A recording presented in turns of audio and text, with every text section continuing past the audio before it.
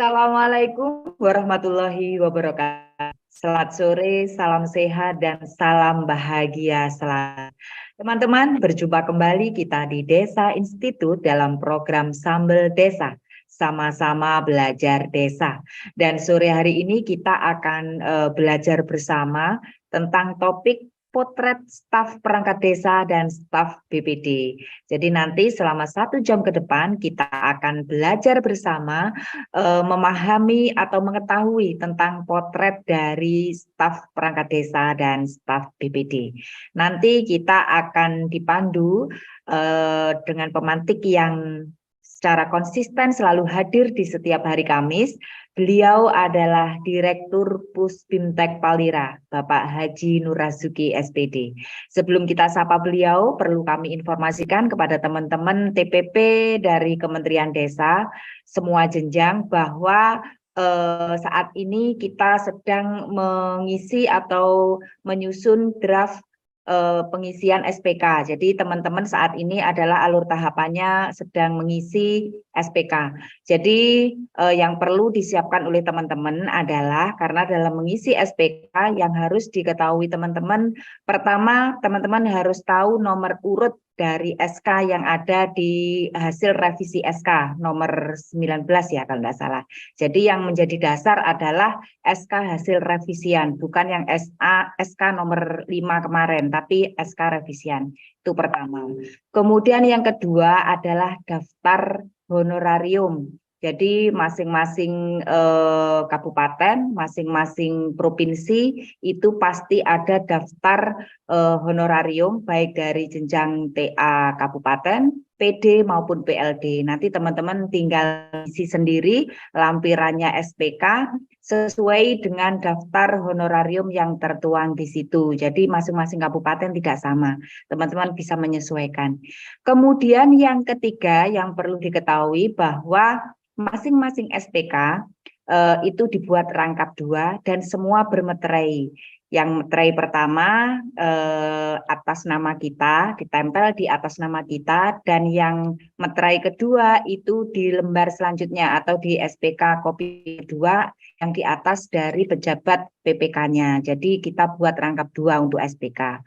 Kemudian selanjutnya teman-teman juga akan membuat sekaligus SPK adendum, nanti juga bermeterai, meterainya juga 2. Jadi yang perlu disiapkan teman-teman adalah meterai yang jumlahnya 4. Sekali lagi kalau di kabupaten kami, provinsi kami, terakhir untuk mengumpulkan SPK adalah besok, tanggal 17 Februari. Jadi masih ada waktu untuk teman-teman mengisi dan mengumpulkan melalui jalur struktural. Nanti bisa dikumpulkan melalui Korcamnya dan kemudian diserahkan kepada kabupaten sehingga nanti bisa diterima di tingkat TA provinsi itu tanggal 21 Februari. Artinya minggu depan kita akan gajian. Baik teman-teman, terima kasih. Mungkin itu informasi awal yang perlu kami sampaikan. Jadi kita sapa dulu pemantik kita yang luar biasa, yang selalu setia di hari Kamis. Selamat sore Pak Haji. Selamat sore, Deng Tias. Assalamualaikum warahmatullahi wabarakatuh untuk semuanya. Waalaikumsalam. Oke, Pak Haji, kita akan belajar bersama tentang bagaimana sih potret dari staf perangkat desa dan staf BPD. Sudah siap, Pak? Sudah siap. Oke, monggo Bapak. Oke. Bismillahirrahmanirrahim. Assalamualaikum warahmatullahi wabarakatuh. Salam sejahtera untuk kita semua. Saudara sekalian, sore hari ini kita akan mengupas persoalan staf perangkat desa dan staf administrasi BPD. Saya menggunakan frase yang apa adanya di peraturan tersebut. Dalam pembakasan ini kita bagi menjadi 2 bagian, 2 sesi atau 2 seri. Hari ini kita akan masuk pada seri yang pertama, atau bagian pertama. Bagian yang pertama ini kita akan mengupas persoalan bagaimana staf itu direkrut atau diisi dan bagaimana staf ini diberhentikan. Selengkapnya saya share screen. Adapun untuk materinya sudah saya serahkan Mbak Tia supaya di share, monggo silakan.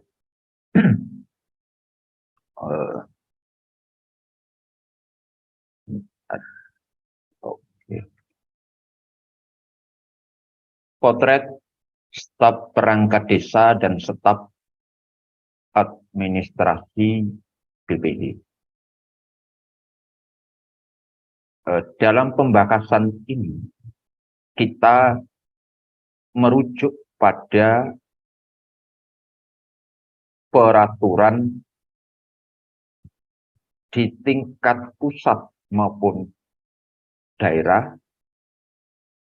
Dapat saya tuliskan seperti ini. Pada pokoknya ada di Permendagri 111, Permendagri 83 tahun 2015, 84 tahun 2015, kemudian Permendagri nomor 44 tahun 2016, dan Permendagri nomor 110 tahun 2018. 111 ini tentang pedoman penyusunan peraturan di desa. 83 ini tentang pengangkatan dan pemberhentian perangkat desa. 84 ini tentang susunan organisasi dan tata kerja pemerintah desa. 44 ini tentang kewenangan desa, dan 110 ini tentang ini ada kesalahan ya, saya mohon nanti diralat ya. Tahun 2016 tentang BPD.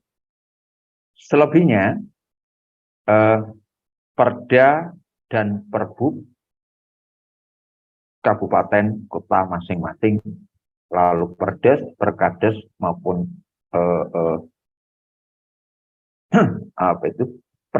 Kepkades di desa masing-masing.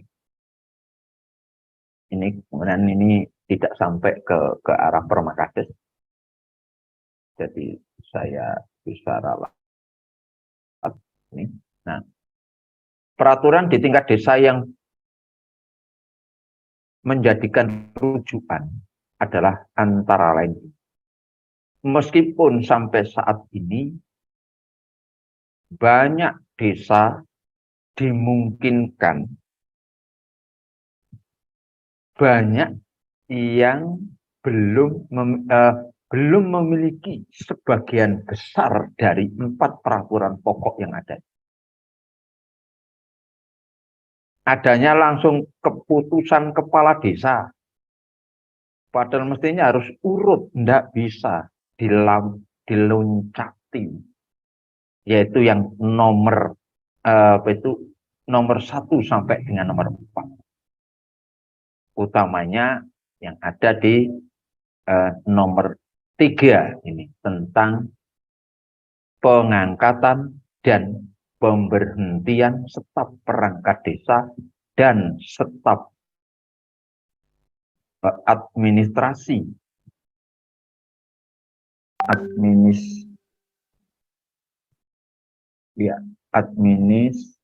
bener ya. Oke. Administrasi Badan Permusyawaratan Desa. Lalu Perkadesnya, karena ini terkait dengan SOP tata kerja ketika menyeleksinya. Baru kemudian keputusan kepala desa. Nah, rujukan ini rujukan yang di tingkat atasnya itu sangat minim. Hanya ada 1 pasal yang ada di Permendagri nomor 83 itu terkait dengan staf perangkat desa.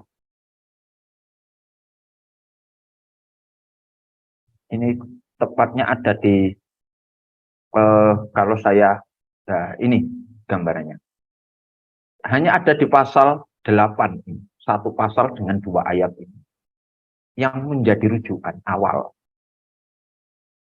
Dan di Permendagri nomor 110 pasal 28.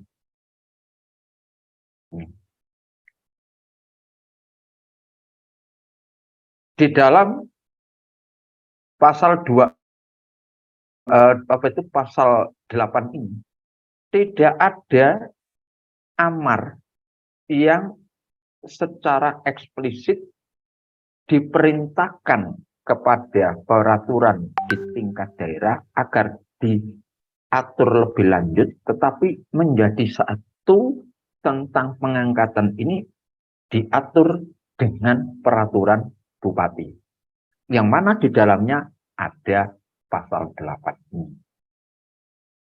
Nah, kebanyakan sampai hari ini peraturan bupati pun mayoritas hanya sekedar copy paste Permendagri nomor 83 dengan perubahan sedikit sekali, dan itu tidak memberikan gambaran secara jelas bagaimana mekanismenya. Ini menunjukkan bahwa terkait dengan pengangkatan dan pemberhentian staf perangkat desa itu menjadi kewenangan penuh dari desa.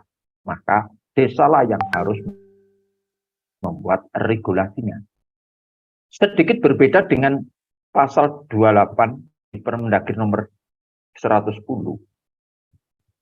Di sana masih ada lebih pasal yang mendelegasikan atau memerintahkan, tidak dalam bentuk pergub tapi perda. Tentang BPD harus diatur lebih lanjut dengan perda, di mana perda itu sekurang-kurangnya meliputi salah satunya adalah tentang staf administrasi BPD. Kenapa demikian?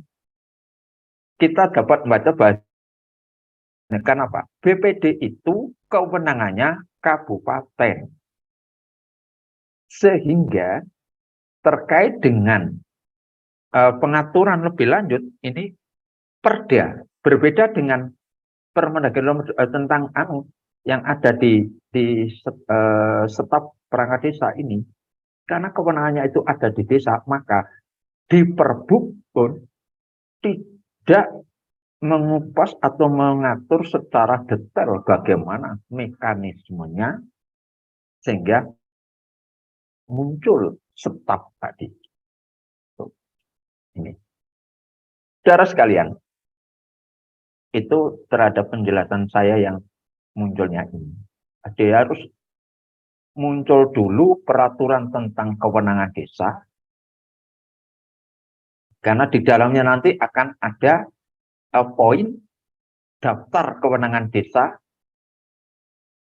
yang ditetapkan adalah pengangkatan dan pemberhentian perangkat desa, pengangkatan dan pemberhentian staf perangkat desa, pengangkatan dan pemberhentian staf administrasi BPD, itu masuk di sana. SOTK, susunan organisasi, menentukan susunan organisasi juga masuk di kewenangan ini semua. Itu. Jadi 2 dan 3 ini dibuat setelah di Perdes tentang kewenangan, memang di dalamnya harus dicantumkan. Apakah tidak jenengan boleh? Loh, itu miliknya kok, kewenangan desa. Misalnya kok itu jangan, itu hendak boleh, hendak bisa, itu kewenangan. Kewenangan apa namanya? Kewenangan ini subsidiaritas, kewenangan berskala lokal desa. Sehingga kalau saya menyinggung ini kenapa staf yang saya bakar dulu, kita tidak bakar dengan perangkatnya, begini masalahnya. anak staf ini seringkali dijadikan modus untuk merekrut orang-orangnya pasca pilkades, yang mana menjadikan carut-marut di desa benturan sama perangkat desa yang sudah ada. Maka ini harus saya bakas dulu.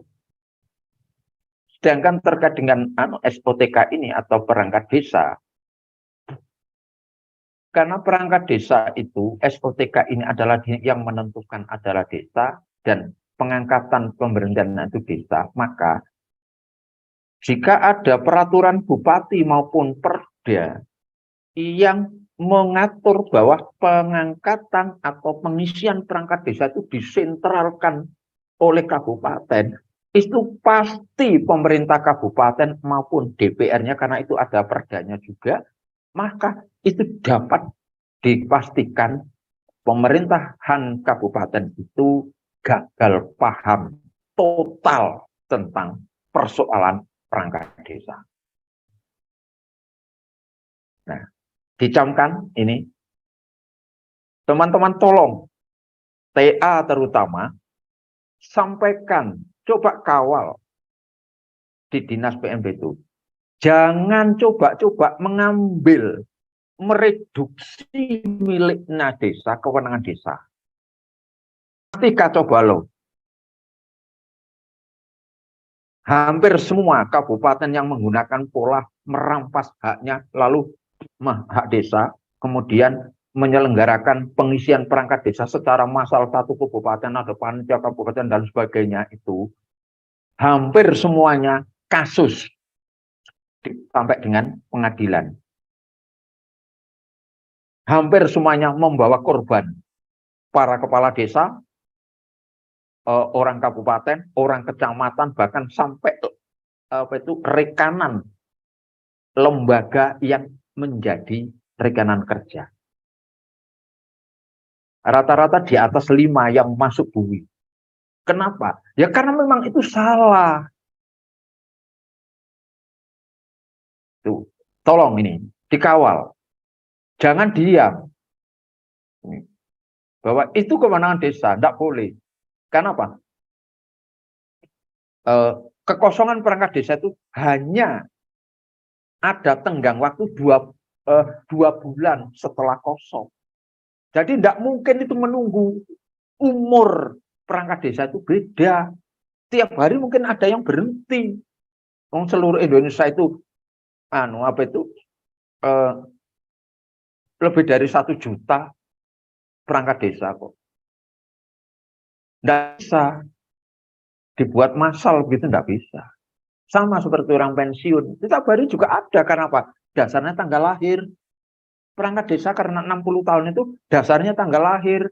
Jadi jangan kemudian diatur. Oke, itu pesan saya. Ini harus saya mohon maaf keras ini. Kenapa? Sudahlah, kita jangan memaksakan kehendak. Ujung-ujungnya dapat diketahui kok bahwa persoalannya apa? Bagi kue, bancaan, kong kali kong. Akhirnya apa yang terjadi? Tidak pernah kita menghasilkan perangkat desa yang berkualitas akibat dari pola-pola atau modus-modus yang tidak beres seperti itu. Ini YouTube ini akan ditonton oleh seluruh Indonesia bahkan dunia. Tuh. Kembali sekarang. Di dalam pengisian staf ini, coba kita lihat, ini pasal ayat ini, inti daripada kalimat ini atau pasal ini, saya tulis dalam huruf tebal. Bahwa kepala desa dapat mengangkat unsur perangkat desa. Coba bandingkan ini. Yang 28 ini tentang staf administrasi BPD. Untuk mendukung pelaksanaan tugas kelembagaan BPD, diangkat 1 orang tenaga staf administrasi desa. Staf administrasi desa ini bukan dapat atau apabila perlu, tidak, tetapi mutlak, kemutlakan harus. Tapi kalau staf perangkat desa itu dapat. Nah, dapat itu apabila apa? Apabila ini tugas yang dilaksanakan oleh kaur-kasi atau perangkat desa itu terlalu berat, maka perlu dibantu untuk membantu. Nih. Kemudian ada lagi kata ini, sesuai dengan kebutuhan. Sesuai dengan kebutuhan itu dasarnya apa? Satu, klasifikasi desa. Itu. Kalau desa itu ternyata dinamis, dinamikanya berkembang, semula itu adalah desa swadaya dengan 2 kaur 2 kasi. Ketika dinamikanya sudah berkembang, jumlah penduduk berkembang, dengan staf perangkat desa yang dimunculkan. Tapi apa? Lakukan perubahan perdes tentang SOTK, tentukan mana ditambah 1 perangkat. Begitu. Karena jumlah perangkat desa itu dinamis. Ya. Ketika desa ini terus berkembang menjadi desa swasembada, maka yang semula 32 atau 23 bisa menjadi 33. Kalau sudah 33 ternyata masih berkembang dan tugas-tugas makin banyak, maka di sinilah baru staf dipikirkan. Ini cara berpikir logis, cara berpikir yang logika nyambung. Akibat daripada modus staf ini, satu, kerugian keuangan negara, rakyat berarti yang dirugikan. Jelas itu. Yang kedua apa? Inharmonisasi sering kali terjadi akibat ini. Karena apa? Tugas-tugas ini diambil alih. Ini fakta ya, di lapangan kan begitu. Nah, inilah. Nah, untuk staf perangkat desa ini, karena kewenangan desa, maka yang menjadi perhitungan tentang keuangan desa adalah PADes. PADes, bukan ADD. Berbeda dengan staf administrasi BPD ini, honornya harus dari ADD. BPD ini karena ini kewenangan kabupaten. Kabupaten yang harus punya tanggung jawab untuk insentif atau honornya staf administrasi ini. Artinya sumber anggaran dipakai untuk honornya ini dari ADD, sedangkan staf ini dari PADes, jangan dari ADD atau yang lain. Ketika desa itu sudah dinamis, maka apa? PAD-nya juga berkembang. Daung desa tidak punya PADes. Staf sampai 5-4. Oh, ternyata adalah TSTS-nya. Sementara perangkat desa yang sudah ada seringkali nganggur, tidak bekerja. Itu kan tidak bisa memanage desa. Itu merugikan pemimpin semacam ini. Harus diingatkan, karena ini mayoritas teman-temannya adalah pendamping. Tolong ini. Nah, untuk membuat payung di tingkat desa ini, perdes-perdes tadi, perdes SOTK saya kira tidak saya sangkap, perdes tentang pengangkatan dan pemberhentian, ini yang perlu, 3-4 ini yang perlu saya jabarkan substansi-substansinya. Di perdes tentang pengangkatan dan pemberhentian staf perangkat desa dan staf admin BPD itu, ini, kalau ini peta jalannya sudah kita ketahui tadi itu, jadi harus ada perdes tentang kewenangan dulu, baru perdes tentang STK, perdes tentang ini sampai dengan keputusan kepala desa tentang pengangkatannya. Ini peta regulasinya yang sudah saya ungkap tadi. Nah, ini ruang lingkupnya terkait dengan mengatur tentang kepanitiaannya. Yang kedua terkait dengan persyaratan calon pesertanya. Yang ketiga mengatur tentang bagaimana cara pendaftarannya, mekanismenya. Kemudian yang keempat adalah tentang bagaimana pelaksanaan seleksinya. Saya tidak menggunakan kata atau pemilihan kata penjaringan atau karena ini supaya beda dan enak dipahami. Maka saya gunakan kata seleksi. Loh kok saya gunakan Pak gimana? Loh karena ini perdes. Perdes ini adalah dibuat oleh desa sendiri. Maka desa punya kewenangan untuk membuat istilah-istilah yang memang umum dan itu mudah dipahami. Bahkan mungkin istilah-istilah yang dari istilah lokalitas boleh-boleh saja. Boleh. Tidak ada masalah. Kemudian yang kelima adalah mengenai pengumuman hasil seleksinya. Dan kalau pengumuman hasil seleksi ini nanti kalau membuat peraturannya, upayakan selain seleksi ini juga harus ini adil, lalu objektif ya, objektif, lalu pengumuman pun juga harus upayakan seketika di dalam peraturan itu. Hari ini seleksi di tempat itu pula tinggal menunggu langsung hasilnya ada. Supaya tidak terjadi adanya transaksi-transaksi.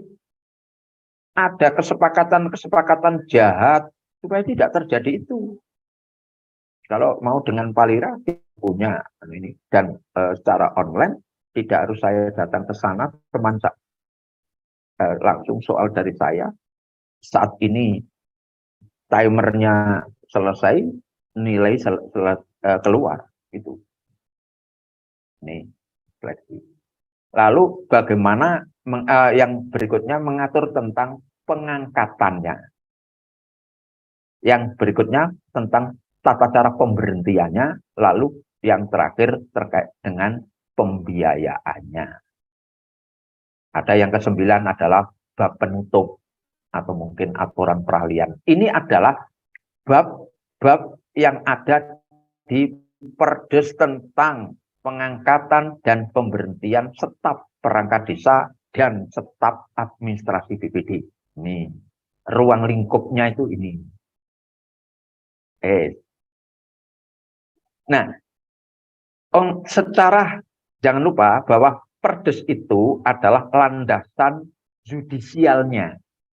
Landasan operasionalnya apa? Di dalam Perdes ini supaya dituangkan adanya pasal lebih lanjut tentang tata cara seleksinya akan diatur dengan peraturan kepala desa. Maka muncullah peraturan kepala desa dengan substansi perkadesnya itu seperti itu. Bahasanya kalau di organisasi atau NGO itu adalah juknis, pedum. Nah, dalam bahasa peraturan itu bisa dibuat dengan istilah peraturan kepala desa tentang pedoman seleksi atau pengisian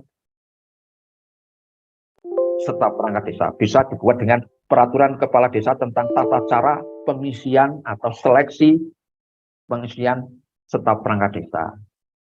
Mana judul yang enak, yang bagus dan yang artinya itu tidak ambigu aja. Dengan bahasa tetap dengan memperhatikan kebahasaan yang benar dan baik. Saya tidak sampaikan dengan yang baik dan benar. Tapi kondisi saat ini harus dibalik cara pikir kita. Berbahasa Indonesia yang benar dan baik. Benar dulu, baru baik. Supaya tidak menjadikan penafsiran yang beragam. Harus benar dulu. Kalau benar, tafsirnya tidak akan beragam. Maka itu akan baik dengan sendirinya. Oke. Substansi yang ada di Perkades ini, karena ini adalah sebagai pedoman teknis atau sama saja dengan SOP, maka yang di dalamnya ini mengatur bagaimana pembentukan tim seleksinya, lalu tata tertibnya, kemudian jadwal seleksinya, pelaksanaan seleksinya, pengawasan seleksinya, laporan hasil seleksi, lalu pertanggungjawaban tim seleksi, pembiayaan seleksi. Ya, minimal ini ditambahi sendiri, enggak apa-apa. Jadi karena apa? Orang Jawa mengatakan siji desa mawa cara, lain ladang, lain belalang. Maka ada sifat ciri khas yang masing-masing, tidak ada masalah. Dan itulah Nusantara, itulah Bhinneka, kita hargai itu. Itu saudara sekalian, bagaimana mengangkat dan memberhentikan perangkat desa. Nah, Pak, lah kok berhentinya kapan, di mana itu? Di sini saudara sekalian, ketika di Perdes tentang pemberhentian, maka di sini kan ada namanya larangan. Kewajiban itu di sini muncul sudah. Melanggar apa di situ. Oke. Nah, saran saya Perdes ini gunakan dengan pola sistem kontrak saja, outsourcing. Tetapi dengan waktu yang jelas, misalnya 2 tahun atau 3 tahun dan bisa diperpanjang, begitu. Ini, jadi supaya enak. Oke, baik saudara sekalian. Dengan demikian maka kalau ada peraturan desa tentang pengangkatan staf tadi, maka tidak lagi ada yang namanya operator desa. Itu tidak ketemu rujukannya. Tidak ada di Permendagri itu yang disebut dengan operator. Tidak. Yang muncul kalau ini ada staf, itu jelas gitu loh. Nah, operator itu kan melekat pada tugas dan tanggung jawabnya. Itu. Prodeskel kasih pemerintahan operatornya, mau tidak mau karena itu memang tugas fungsinya. Siskudes, kaur keuangan operatornya. SIKNJ, kesejahteraan. SDGs, kesejahteraan, itu sudah tugasnya, nggak boleh kemudian apa itu ada kok operator tersendiri. Waduh Pak, karena ini ada yang gagap, loh kalau ini ada yang gaptek, maka itu berarti kan jelas, maka Pak, kepala desa wajib loh meningkatkan kapasitasnya itu, ya diprivatkan toh, gitu caranya. Oh, banyak teman-teman pendamping kan bisa itu nyambi privat untuk mengajari itu IT-nya. Tidak ada masalah. Itu kan apa, di luar tugas kok. Gitu.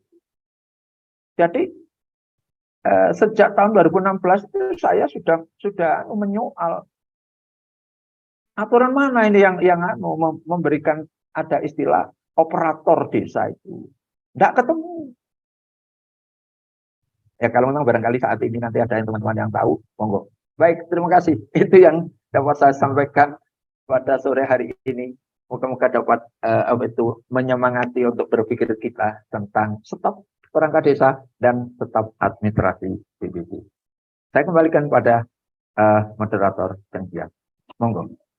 Iya, terima kasih banyak Pak Haji Nurazuki yang telah memaparkan keterkaitan dengan potret dari staf pemerintah desa atau perangkat desa dengan staf BPD. Jadi artinya regulasi sudah sangat jelas mengatur keterkaitan dengan staf ini. Jadi penting tidak penting siap tidak siap, suka tidak suka, dalam regulasi sudah sangat jelas disebutkan. Memang ada beberapa hal yang nanti perlu kita diskusikan bersama di forum ini karena kami selaku pendamping desa, pendamping lokal desa tahu persis terkait dengan kondisi desa, mana yang membutuhkan, mana yang sudah ready, desa yang sudah benar-benar SDM-nya berkualitas, dan mana yang akhirnya berbenturan dengan penganggaran. Jadi nanti kita akan bahas bersama di forum ini. Baik, teman-teman nanti bisa langsung bergabung bersama kami. Kita belajar bersama keterkaitan dengan topiknya Pak Haji yang sore hari ini luar biasa, keren karena ini merupakan salah satu, kalau boleh kita menyebutnya kan permasalahan juga karena kondisinya di lapangan memang banyak sekali kepentingan, baik kepentingan kebutuhan maupun kepentingan lain yang dalam hal ini terkait dengan penganggaran. Sudah bergabung bersama kita, sudah ada yang raise hand, kita beri kesempatan. Kang Iman, monggo, langsung. Open mic.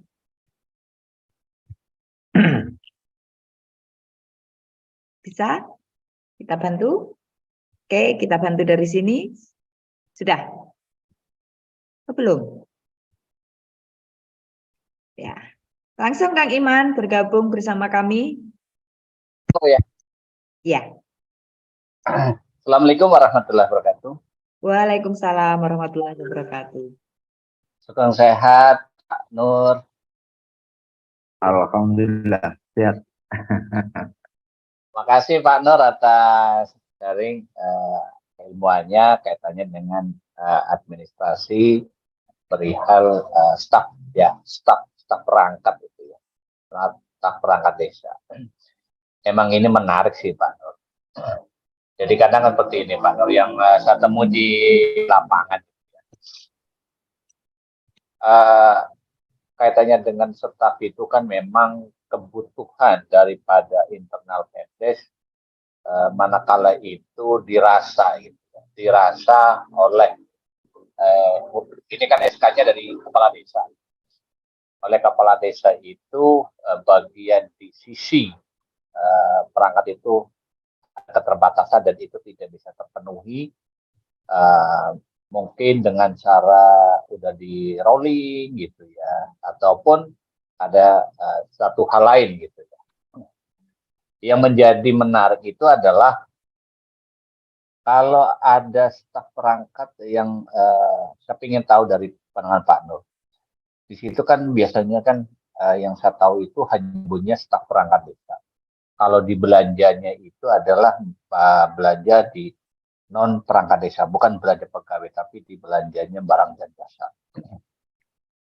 Nah di sini yang menarik itu, yang ingin share dengan Pak Nur itu, apakah dalam SK itu staf perangkat itu harus menunjuk, misalnya stafnya kasih pemerintahan. Kalau ada staf kaur kan lucu Pak Nur, wong kaur itu membantu sekdes, masa kaurnya ada stafnya lagi gitu kan, ya kan menjadi anomali. Tapi kalau ada stafnya kasih itu udah kalau menurut saya itu udah pas. Tapi kalau ada stafnya sekdes itu juga anomali lagi, karena sekdes itu kan sudah dibantu 3 tahun, masa minta stafnya lagi lah, ini menjadi kurang elok itu. Nah, berikutnya adalah betul apa yang disampaikan oleh Pak Nur, solusinya adalah Kades itu meningkatkan kapasitas daripada perangkat yang dirasa itu kurang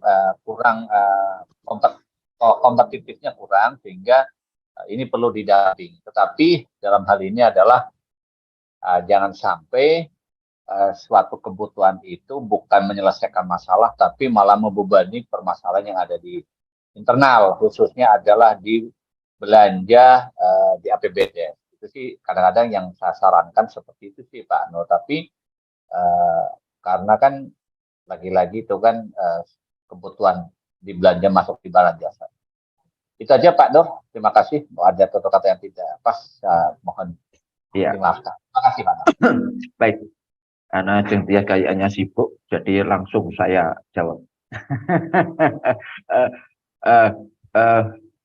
Dimas Iman, bahwa SK itu memang harus tegas, jelas. Jadi dia staf kaur apa, staf kasih apa. Kenapa Mas? Ini kadang anomali, kaur kok apa tuh ada stafnya begini Mas. Di situ mengapa kok yang mungkin akan berseberangan pendapat dengan kita, dengan Mas Iwan termasuk misalnya. Lawong ndak ada stafnya kok kepala urusan, kok kepala itu mesti kan ada bawahannya. Inilah kita akhirnya tahu kenapa nama perangkat itu kok tidak urusan begitu saja, tapi kok kepala urusan. Karena dimungkinkan itu nanti akan dibantu oleh staf di masing-masing jabatan tadi. Baru ketemu sekarang. Lapo yo. Ya, kenapa kok kepala urusan? Kok kepala sih padahal orangnya ya satu itu. Nah, mana anak buahnya ndak ada, kok stafnya ndak ada. Nah, itu sekarang akhirnya kita temukan ini. Nah, tetapi Mas, bahwa kehadiran staf atau dimunculkan staf ini, dia memang harus memperhatikan kebutuhan pekerjaan itu. Di desa-desa yang mungkin dihadapi oleh Mas Iman, mungkin tidak butuh kaur, kasih, mungkin bahkan sekdes. Tetapi ayo kita coba dekat dengan Mas Iman. Rata-rata desa yang ada di Yogyakarta, DIY, itu ada stafnya, Mas.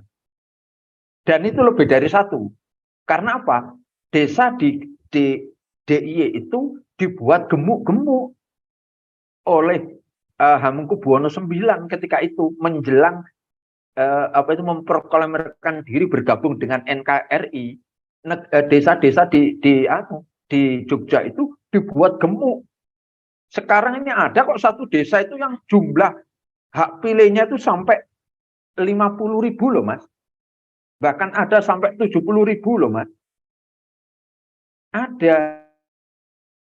Nah, kalau semacam itu saya di dekat airport yang baru itu ada satu desa dengan jumlah penduduknya sekarang ini sudah di atas 50.000. Lalu setiap hari antara 50 hingga 70 warga desa datang ke kantor desa minta pelayanan.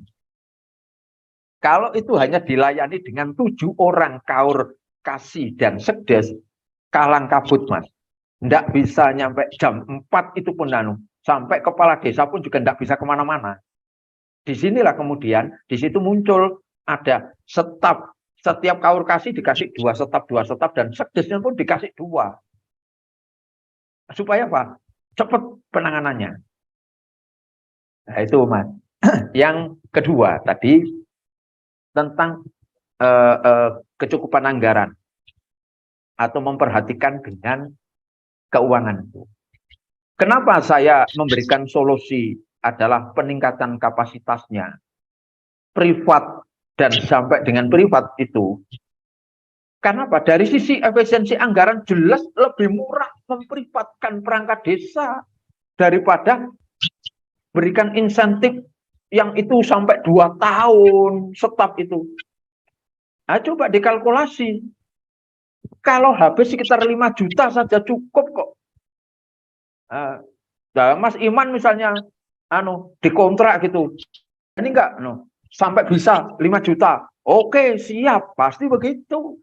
Karena mengajari siskudes saja kok misalnya. Mengajari tentang bagaimana ngentri SDGs. Oh, siap. Kan begitu. Daripada mengangkat staf kemudian kontrak 2 tahun, 1 bulan misalnya 1 juta, berarti kan 24 juta. Nggak efisien itu. Jadi kalau yang ngotot pakai staf, padahal dengan alasan ada perangkat desanya kapasitasnya tidak memadai, misalnya kemampuan tidak memadai.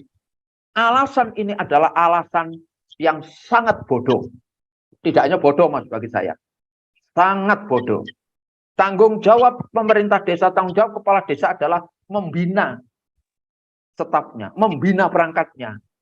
Loh, kalau ada yang tidak beres atau yang tidak cakep, Ya, itu tanggung jawab. Bagaimana sebagai kepala gitu loh. Ini Mas. Jadi supaya tidak, saya mengapa hal ini ngotot Mas? Karena apa? Banyak sekali Mas keluhan pada saya, perangkat desa itu terpinggirkan, termarginalkan di ruangannya sendiri. Karena pasca Pilkades tiba-tiba masuk kantor pertama membawa personal sejumlah perangkatnya.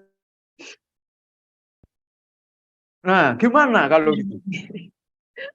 Perangkatnya ada sekdes, tidak hanya sekawar kasih Mas, sampai sekdesnya itu loh membawa orang baru. Nah, ini kan desa macam apa gitu loh Mas.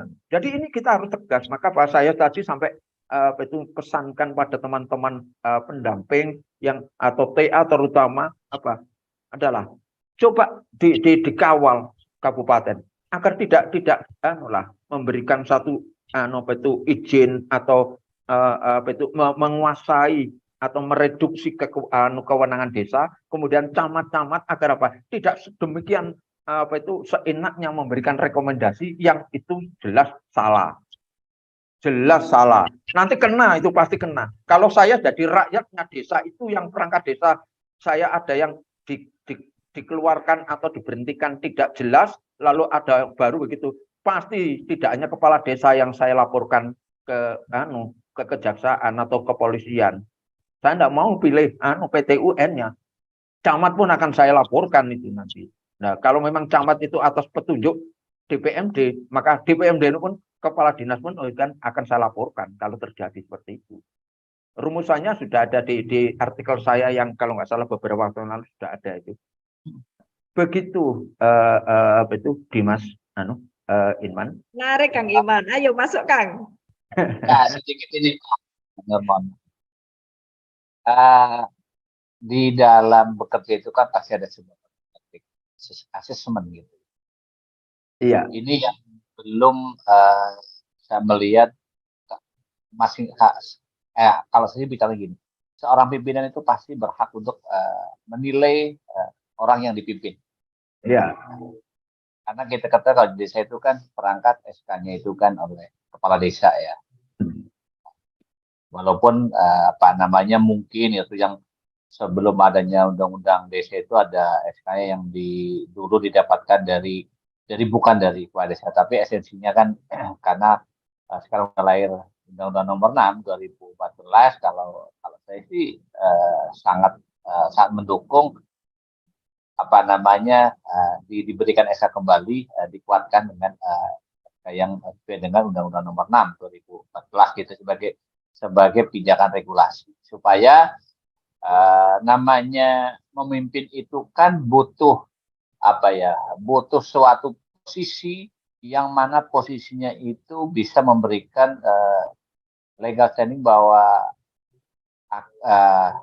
maaf aja gitu, misalnya saya ini adalah kepala desa yang berhak mengatur sebuah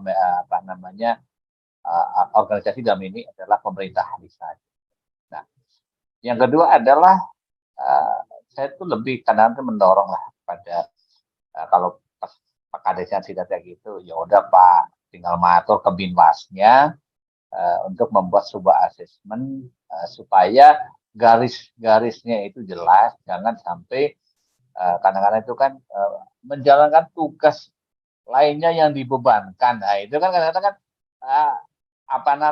berdalih anomalinya ke sana. Karena kalau saya ketiganya itu adalah kita sebagai pendamping dan juga sebagai bagian dari anak bangsa itu, ayo kita kuatkan desa, kita muliakan desa. Tapi di dalam desa itu kan bukan hanya organiknya yang menjalankan pemerintahan desa saja, tapi ada kelompok lain gitu ya.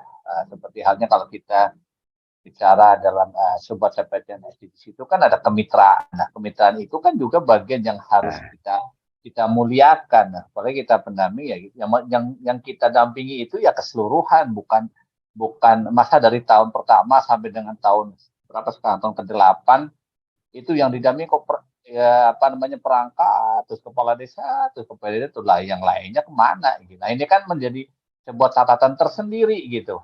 Kalau kalau saya seperti itu Pak Nur. Jadi saya ingin lah memang itu adalah bagian ranahnya untuk bergerak ya bergeraklah dengan elok, dengan cantik seperti burung merak yang menari-nari gitu aja. Makasih Pak Nur. Iya, baik. Iya, memang itu, Mas. Asesmen atau konsultan secara eksplisit itu yang dituangkan eksplisit itu ada yang terkait dengan mengatur tentang BUMDes. Kepala desa di dalam sebagai komisaris apabila tidak punya kemampuan itu boleh bekerja sama atau kemitraan tadi dengan lembaga asesmen yang membidangi itu. Tetapi di bidang yang lain apakah boleh? Boleh, Mas. Dan itu bisa dianggar. Posbintek Palira juga punya, Mas, program pendampingan kok. Pendampingan pada tata kelolanya. Sehingga nanti justru bersinergi dengan pendamping apa itu yang di Kemendes. Kemendes banyak ke arah pada konsep secara global sekarang menjadi ke SDGs-nya, Posbintek Palira ke tata kelolanya. Nah, hal-hal semacam ini kalau pendamping dari pendamping desa atau dari TPP mencampuri itu nanti bisa juga ditolaknya. Tugas Anda itu apa? Enggak ini kok. Kenapa kok ikut-ikutan ini? Nah, di sana sebenarnya apa itu? Kalau memang di wilayahnya saudara-saudara sekalian itu kebetulan ada yang butuh pendampingan dalam hal tata kelolanya, silakan disodorkan di katalog saya itu ada itu kok program pendampingan. Dan kita siap karena apa? Di 29 provinsi di Indonesia kita punya orang siap untuk mendampingi. Insya Allah begitu. Jadi satu hal mungkin tadi supaya tidak salah paham bahwa tugas kepala desa terhadap perangkat desa itu menilai atau mengevaluasi itu dalam rangka untuk pembinaan, bukan dalam rangka untuk pemecatan. Sebab ini banyak loh ini yang terjadi. Ada juga perbuk itu mengaturnya itu sampai bahwa kepala desa itu berhak diberi kewenangan menilai setiap akhir tahun, mengevaluasi, tapi tidak jelas instrumennya. Kalau ASN jelas instrumennya, apa itu nilainya atau apa itu penilaian-penilaiannya di bidang apa saja dengan tupoksinya jelas. Tapi kalau perangkat desa, apakah saat ini ada instrumen yang pas untuk kepala desa sendiri itu kebanyakan ini justru tidak rajin ke kantor desa kok. Gimana menilai perangkatnya? Tidak mungkin itu. Oleh karena itu, ketika ada masukan atau ketika kinerjanya kurang bagus itu, tidak usah pakai menggunakan pola-pola kekuasaannya.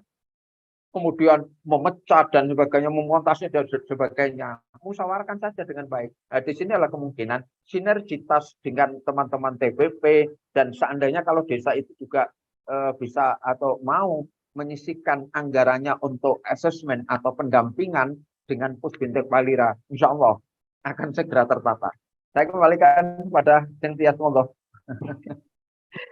Iya, menarik sekali teman-teman. Jadi ini berkaitan dengan tupoksi dari TPP. Jadi ketika kita berbicara tentang pemerintahan desa, kemarin ini juga dibahas di rakor tingkat kami yang ada di provinsi kami. Jadi intinya kita itu di bawah naungan P3MD. P3MD itu adalah program pemberdayaan masyarakat desa ya, pembangunan dan pemberdayaan masyarakat desa. Tapi kebanyakan ketika kita terjun ke bawah, fasilitasi kita itu juga banyak yang menyentuh terkait dengan P3PD-nya, artinya keterkaitan dengan penguatan pemerintahan dan pembangunan desa. Jadi ini kedepannya memang kita perlu perlu bekal kembali, karena bagaimanapun juga antara pembangunan pemberdayaan masyarakat dengan yang nanti melaksanakan pengelolaan di tingkat desa itu juga pemerintahan desa, jadi memang harus ada kolaborasi di sini. Menarik sekali Pak Nur topik sore hari ini, jadi artinya kondisi di lapangan memang banyak sekali yang mempengaruhi keterkaitan dengan staf ini. Jadi kemarin kalau kami boleh berbagi pengalaman keterkaitan dengan potret stafnya pemerintah desa dengan BPD, itu ketika ada evaluasi yang dilaksanakan di tingkat desa, ternyata banyak kegiatan yang keteteran. Nah, ketika kita memberi masukan kepada desa, kepada BPD bahwa kalau memang SDM-nya belum mampu dan perlu adanya staf, monggo dibuka pendaftaran untuk staf. Tapi karena kita ceritakan sesuai dengan alur istilahnya regulasi yang mengatur perlu adanya proses terkait dengan pengadaan staf, akhirnya pemerintah desa itu kelamaan. Kalau kita staf itu terlalu prosesnya sama seperti pengadaan pengisian perangkat desa. Akhirnya mengambil langkah seperti yang disampaikan oleh Pak Nur tadi. Akhirnya banyak desa yang operator saja seperti itu. Padahal regulasinya juga keterkaitan dengan operator ini kan tidak kuat. Tapi kondisi di lapangan di desa dampingan yang kebanyakan ya bukan staf yang diperbantukan untuk membantu tugas-tugasnya pemerintah desa, baik kepala desa maupun kasihnya, tapi ya itu tadi akhirnya meng-SK-kan operator untuk membantu mengoperatori aplikasi yang ada di desa dan membantu akhirnya juga terjun langsung membantu kinerja-kinerja kaur kasih yang ada di desa. Jadi lebih kompleks sifatnya, sifat bantuannya operator yang ada di desa. Nah, kondisi di lapangan memang seperti itu. Jadi ada juga yang desa ingin punya staf karena punya janji-janji politik, tapi juga ada yang menghindari karena memang ribetnya alur tahapan yang harus dilalui untuk pengadaan staf, baik stafnya perangkat desa maupun stafnya BPD. Jadi itu kondisi yang ada di lapangan. Kalau keterkaitan dengan anggaran, ya memang anggaran menjadi salah satu faktor penentu juga pengisian staf, karena bagaimanapun juga ada harus disiapkan anggaran yang mungkin bagi desa-desa yang pendapatannya sedikit, PAD-nya sedikit, itu akhirnya berpikir 2 kali untuk pengisian staf. Jadi kasusnya seperti itu. Mungkin ada pengalaman lain yang istilahnya yang dimiliki oleh teman-teman yang ada di forum ini. Kalau tidak ada ya. Kalau tidak ada, teman-teman, luar biasa topik sore hari ini. Jadi sekali lagi yang disampaikan oleh Pak Nur adalah pengantar berdasarkan regulasi yang kalau salah mengartikan, akhirnya mengartikan kata dapat dan harus mengisi itu sudah berbeda artinya. Jadi monggo bersama-sama, khususnya tadi disenggol teman-teman TA yang ada di sini, tadi beberapa kali disenggol oleh Pak Nur, karena bagaimanapun juga keterkaitan dengan regulasi yang ada di tingkat kabupaten, TA punya andil untuk ikut kalau di kabupaten kami dalam proses penyusunan draft, teman-teman TA juga diikut sertakan. Jadi kalau tahu kondisi di lapangan atau kondisi masukan-masukan dari teman-teman PDPLD mungkin juga menjadi bahan pertimbangan bagi teman-teman TA untuk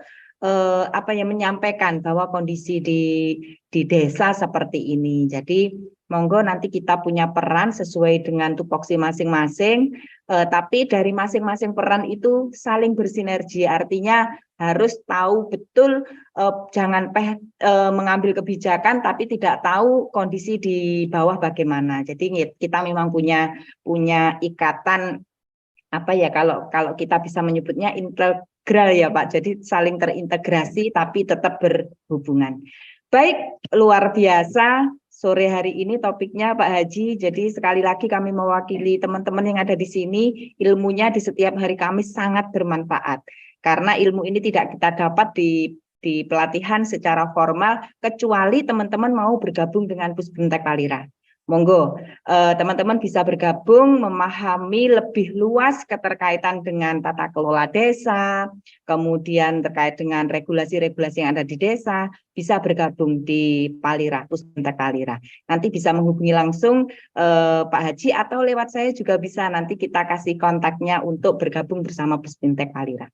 Baik Pak Haji, closing statement untuk topik sore hari ini. Makasih. Ya. Sebelum sambil closing statement tadi bahwa cara yang melompat atau cara yang menikung itu sangat berbahaya. Jadi tidak ada di dalam bernegara itu berpemerintahan ini kemudian wah ini terlalu ribet, tidak, karena itu adalah aturan main. Saat ini belum kena batunya, tapi kalau ada satu saja penduduknya itu yang paham tentang aturan, begitu tiba-tiba menunjuk dengan cara hanya menunjuk, belum punya perdes tentang staf tadi, maka itu adalah tindak pidana korupsi. Ketika orang tersebut menerima honor, kedua-duanya kena. Yang bersangkutan juga bisa ditipikorkan, kades juga bisa. Bendahara juga bisa kena karena ikut bersama-sama. Sekdes juga bisa kena karena apa? Memverifikasinya. Ini. Jadi jangan bermain-main dengan aturan, lalu cara menikung, kemudian menggunakan cara itu operator tadi, itu tidak ada aturannya. Maka kalau penduduknya ada yang paham ini, kena itu. Ini yang itu di luar closing statement saya. Untuk closing statement saya begini, bahwa saudara sekalian, saya ingin sampaikan bahwa keberadaan staf perangkat desa itu bukan keniscayaan, tetapi apabila maka dapat, begitu. Berbeda dengan staf administrasi BPD, ini adalah satu keniscayaan, harus. Tapi faktanya di lapangan malah rata-rata atau mayoritas staf administrasi BPD tidak ada. Bagaimana BPD bisa bekerja dengan baik kalau stafnya tidak ada? Lalu yang ketiga, Tias juga teman-teman yang lain, sinergitas itu nanti juga akan ada seandainya kalau kecamatan, kalau Pemda atau pemerintah kabupaten maupun provinsi segera melakukan pembinaan untuk menyiapkan PTPD. PP nomor 17 tahun 18 itu adalah memberikan perintah bahwa di setiap kecamatan itu harus ada namanya pembina teknis atau tim pembina teknis pemerintah desa. Terdiri dari unsur kecamatan sebagai koordinatornya adalah camat, dan melibatkan seluruh instansi yang terkait langsung dengan desa. Misalnya puskesmas dan sebagainya. Sampai hari ini apakah di wilayah Bapak-Bapak sudah ada itu? Belum. Nah, gimana? Sudah 9 tahun undang-undang desa. Sampai dikuatkan pada tahun 2018 kemarin, 2018. PP nomor 17 itu tentang kecamatan. Tapi sampai hari ini kita belum menemukan satupun camat yang membuat atau membentuk tim pembina teknis pemerintahan desa. Tim PTPD. Itu nanti sebenarnya yang menjadi bersinergi dengan teman-teman PDPLT. PDPLD itu di situ sebenarnya. Selama ini yang disalahkan teman-teman pendam TPP, padahal itu kesalahan daripada kecamatan. Tim PTPD-nya tidak ada. Nah, maka mari tetap ini ada yang dapat, tapi ada yang mutlak. Kita wujudkan. Ayo kita kawal bersama. Terima kasih. Assalamualaikum warahmatullahi wabarakatuh. Waalaikumsalam warahmatullahi wabarakatuh. Luar biasa Pak Haji, banyak sekali ilmu yang kita dapat sore hari ini keterkaitan dengan apa yang harus dilaksanakan oleh desa, keterkaitan dengan staf BPD yang memang itu istilahnya berbeda dengan pengadaan stafnya perangkat desa. Jadi ada hal yang perlu dipahami benar-benar oleh desa bahwa antara staf BPD dan staf perangkat desa itu berbeda. Tapi bagaimanapun juga tetap harus saling bersinergi. Sekali lagi ilmu tambahan lagi keterkaitan dengan tim PT PD memang betul itu kita pernah dengar keterkaitan dengan perlunya kecamatan membentuk tim pembina teknis pemerintahan desa, tapi kondisinya memang belum ada. Kalaupun ada pembinaan itu ya di luar tim, tapi tetap pembinaan di tingkat kecamatan, tapi belum terbentuk tim lah seperti itu. Kalaupun ada mungkin di desa di kecamatan teman-teman sudah ada, tapi ada beberapa di kecamatan kita yang memang belum adanya tim ini. Baik, luar biasa Pak Haji, topiknya sore hari. Itu padahal apa itu TPPD tim tadi itu ada anggarannya loh, itu dari APBD. Ya. Kita baru tahu Bapak. Jadi kalau di kecamatan kami memang ada tim pembina, tapi sifatnya adalah tim pembina apa istilahnya? Ada tim pembina evaluasi, ada tim monitoring, ada seperti itu. Kalau untuk jadwal akhirnya, padahal itu kan mereka itu harus punya program. Ya. Lah 1 tahun ini apa yang harus dilakukan? Dari mana hasil evaluasi yang direkomendasikan oleh BPD, dari apa? Laporan evaluasi kinerja. Dari situlah kemudian itu dijadikan bahan untuk pembinaan, itu menjadi bahan baku untuk menyusun satu program pembinaan pada desa sehingga terukur. Nah, kalau model gradual sainannya sendiri padahal, nah kenapa tidak dibentuk? Jangan-jangan supaya anggarannya ini tidak dibagi-bagi. Itu di dalam PP 17 itu bahwa apa? Anggaran pembinaan desa itu melekat atau dilimpahkan kepada camat, tidak pada PMD. Oke, menarik. Jadi mungkin kalau memang semua alur tahapan ini dilalui, BPD juga membuat laporan kinerja, mungkin tim ini juga akan bekerja. Jadi nanti memang perlu pemahaman semuanya sehingga tidak hanya membentuk tim, tapi nanti tim ini juga benar-benar bekerja berdasarkan hasil laporan kinerja dari BPD. Baik, ilmu baru ini Pak, nanti bisa kita olah atau kita pelajari kembali sehingga nanti bisa bagi teman-teman PD yang tingkat kecamatan bisa menjadikan bahan untuk disampaikan di tingkat kecamatan keterkaitan dengan ini. Terima kasih banyak Bapak, ilmunya sangat bermanfaat, menambah wawasan, menambah ilmu, menambah pengalaman, memahami terkait dengan regulasi sehingga menjadi bekal kami untuk mendampingi dan memfasilitasi desa. Baik teman-teman, dan tak terasa kita sudah berada di penghujung acara.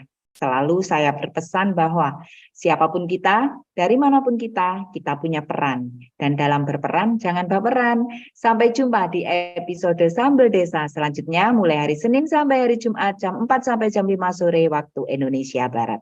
Pak Haji Nur Razuki, terima kasih banyak. Sehat selalu, kita berjumpa kembali minggu depan. Kang Iman, terima kasih sudah bergabung bersama kami. Teman-teman yang ada di sini semua terima kasih, selalu belajar bersama di forum ini, dan wassalamualaikum warahmatullahi wabarakatuh.